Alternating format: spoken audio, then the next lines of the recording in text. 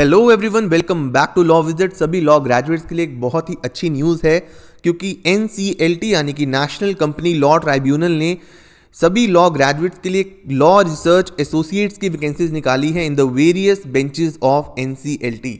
सबसे अच्छी बात यह होने वाली है कि इसके अंदर फ्रेशर्स अप्लाई कर सकते हैं, यानी कि आपको कोई भी प्रायर एक्सपीरियंस रिक्वायर्ड नहीं है। एंड इसकी पे भी बहुत अच्छी होने वाली है, दैट इज़ ₹60,000 पर मंथ। तो आइए इस वीडियो में हम इस एडवर्टाइजमेंट को डिटेल में डिस्कस करते हैं हमेशा की तरह। सबसे पहले हम देखते हैं office memorandum engagement of law research associates in various benches of NCLT purely on contractual assignment. जैसा कि हम जानते हैं कि जितनी भी लॉ रिसर्चर की वैकेंसी होती हैं that are usually on contractual basis.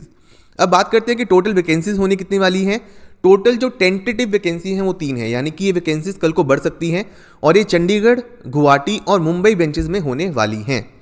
अब देखते हैं कि क्या क्या इसेंशियल क्वालिफिकेशंस हैं जो होनी ज़रूरी हैं आपको इस पोस्ट को पाने के लिए। तो सबसे पहली बात यह है कि आपको ग्रेजुएट होना ज़रूरी है इन लॉ। तो आपकी लॉ की डिग्री होनी आपके पास ज़रूरी है।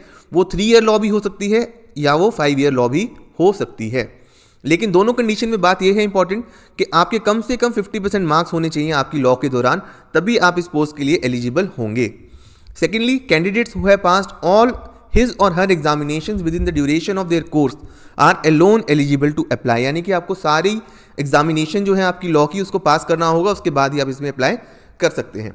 अब इंपॉर्टेंट एक और रिस्ट्रिक्शन आती है जो फ्रेशर कैंडिडेट्स के फेवर में है कि मान लीजिए आपने LLB अपनी कंप्लीट की है 2023 में, तो आप इसके लिए अप्लाई कर सकते हैं 2025 तक, यानी कि जो आपकी लॉ की डिग्री है और जो आपकी एप्लीकेशन है उसमें 2 साल से ज़्यादा का फर्क नहीं होना चाहिए। तो ये कहता है candidates who have obtained his और हर लॉ डिग्री और master's degree not earlier than 2 years as on the date of advertisement और any other date specified in the advertisement are only eligible to apply for the assignment as law research associate. तो यानी कि देख सकते हैं आप यहाँ पर एडवर्टाइजमेंट की डेट है 26/12/2024। तो अगर आपने 26/12/2022 से पहले अपनी लॉ कंप्लीट की हुई है तो आप इसमें अप्लाई नहीं कर सकते। तो जो फ्रेशर कैंडिडेट्स हैं उनके लिए एक बहुत अच्छी अपॉर्चुनिटी है, क्योंकि जो NCLT है वो प्रेफर ही उस लॉट को कर रही है जो बिल्कुल अभी रिसेंटली ग्रेजुएट हुआ है in the discipline of law. अब हम बात करते हैं कि वो पर्सन जो 5 साल की लॉ कर रहे हैं और 5th ईयर में है, या वो पर्सन जो 3 साल की लॉ कर रहे हैं और 3rd ईयर में है, वो भी अप्लाई कर सकते हैं, लेकिन उनको प्रूफ देना होगा कि उन्होंने लॉ की क्वालिफिकेशन ले ली है before joining as law researcher.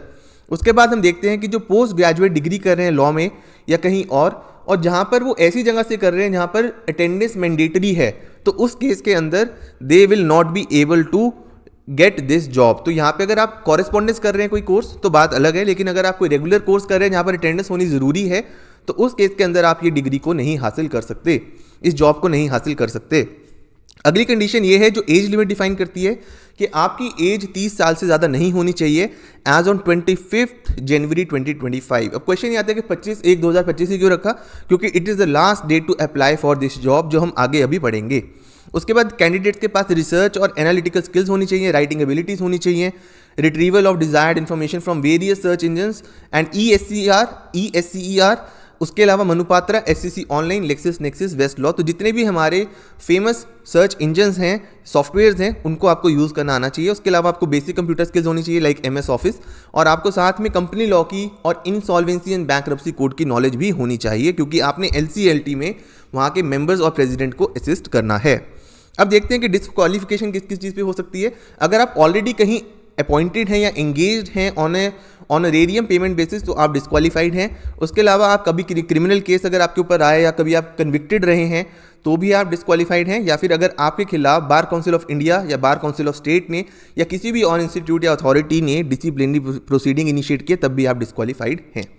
अब बात देखते हैं कि सिलेक्शन जो है आपकी that will be made for filling up the existing और future vacancies in NCLT benches mentioned above. अब बात देखते हैं रेम्यूनरेशन कितनी होने वाली है। चंडीगढ़ में 60,000, गुवाहाटी में भी 60,000 एंड मुंबई में भी 60,000। इसके अलावा आपको कोई भी DA, DNS अलाउंस, HRA या फिर रेजिडेंशियल अकोमोडेशन या कोई और अलाउंस नहीं मिलेगा। अब देखते हैं कि आपको इसके लिए काम क्या करना होगा। आपका जो काम होगा that will involve reading of case files, preparation of case including case summary and notes, chronology of events, तो बेसिकली आपने नोट्स बनाने होंगे जो अगले दिन केस लगने वाले हैं उनके। उसके अलावा आपको मेंबर या प्रेसिडेंट के अनुसार जैसा वो कहेंगे आपको रिसर्च कंडक्ट करनी होगी, आपको केस लॉज, आर्टिकल्स, पेपर्स और जजमेंट्स प्रिपेयर करने में हेल्प करनी होगी, करेक्शन करने में हेल्प करनी होगी। साथ में आपको मेंबर्स की लाइब्रेरी जो है उसके अंदर भी रिसर्च करने को कहा जा सकता है।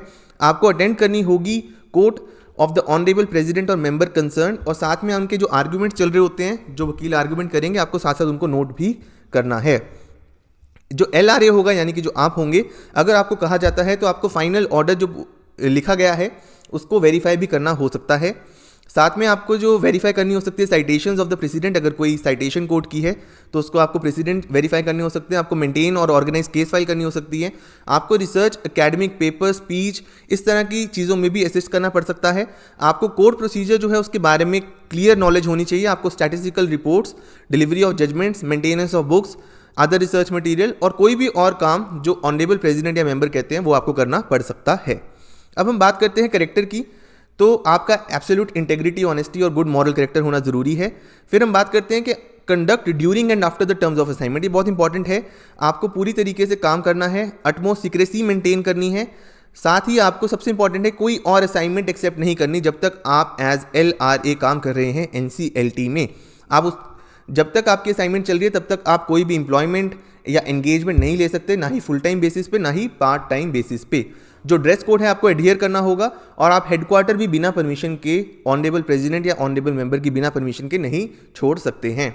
आपको पंक्चुअलिटी बना के रखनी है, फुल टाइम एंगेजमेंट है, तो ये सारी चीज़ें आप देख सकते हैं। जो रिकॉर्ड अटेंडेंस का है वो मेंटेन किया जाएगा और आपको पीरियोडिकली डेली अपनी अटेंडेंस वहाँ पे मार्क करनी होगी। अगर हम कॉन्ट्रैक्ट की बात करें तो एक कॉन्ट्रैक्ट जो होगा इनिशियली 1 साल के लिए होगा, लेकिन इसको एक्सटेंड किया जा सकता है फ्रॉम टाइम टू टाइम, लेकिन मैक्सिमम जो पीरियड है that will not be more than 3 years. तो 3 साल से ज़्यादा आपका कॉन्ट्रैक्ट जो है वो बढ़ाया नहीं जा सकता। अब हम बात करते हैं कि कितनी छुट्टियां मिलेंगी आपको।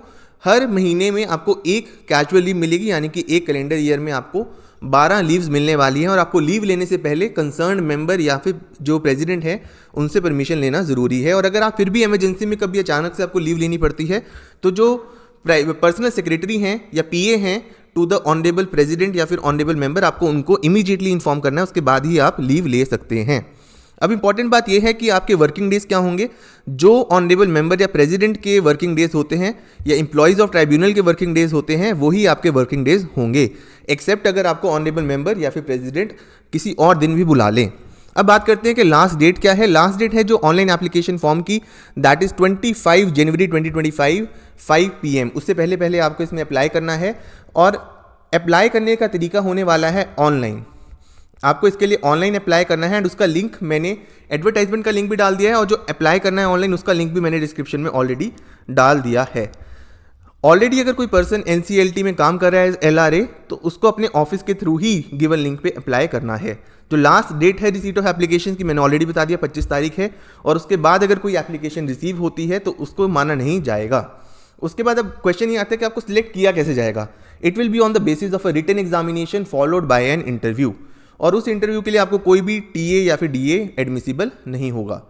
तो ओवरऑल यही सारी इन्फॉर्मेशन इस एडवर्टाइजमेंट में दी गई है। एक बहुत अच्छी अपॉर्चुनिटी है सभी फ्रेश लॉ ग्रेजुएट्स के लिए, क्योंकि इसकी पे बहुत अच्छी है, 60,000 पर मंथ। चंडीगढ़, गुवाहाटी, मुंबई 3 जगह ये पोस्ट अवेलेबल है। 25 जनवरी तक आप अप्लाई कर सकते हैं। सबसे इंपॉर्टेंट और अच्छी बात यह है कि अगर 2022 दिसंबर से पहले किसी ने लॉ की है तो he is not eligible for this post. तो जो नया लॉट है उसी को प्रेफर कर रही है NCLT, और यहाँ पे आपको सीखने के लिए बहुत कुछ मिलेगा, बहुत अच्छी अपॉर्चुनिटी मिलेगी।